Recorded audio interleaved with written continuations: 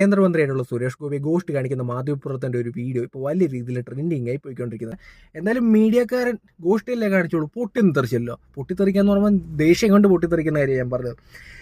ഈ മീഡിയ എന്ന് പറയുന്നത് നമ്മുടെ നാട്ടിൽ ചില മീഡിയ ഉണ്ട്, അവർ പുറത്തൊക്കെ ജനാധിപത്യം പറയും, ഞങ്ങൾ മതേതരവാദികളാണെന്നൊക്കെ പറയും. ചില മീഡിയയുടെ കാര്യമാണോ, ചില മീഡിയ ഇവർ വട്ടത്തിൽ ഈ മഞ്ഞുള്ള സ്ഥലത്ത് പോയിട്ട് ചൂട് കൊള്ളുന്ന പോലെ വട്ടത്തിലിരുന്ന് കുറച്ച് മീഡിയക്കാരിരുന്ന് സുരേഷ് ഗോപിയെ പറ്റി വേണ്ടാത്തതെല്ലാം വിളിച്ച് കൂവി ടാർഗറ്റ് ചെയ്ത് ഞങ്ങൾ മതേതരത്വം പറയുന്നു എന്നുള്ള രീതിയിൽ പച്ച പറക്കിയത് വിളിച്ചു പറയാൻ തുടങ്ങി. അനാവശ്യമായിട്ട് രീതിയിൽ ഒരാളെ ടാർഗറ്റ് ചെയ്യാന്നിട്ട് നാട്ടുകാർക്ക് മനസ്സിലാവും ഉമ്മാരൊക്കെ കുത്തിത്തിരിപ്പുകാരാണ്.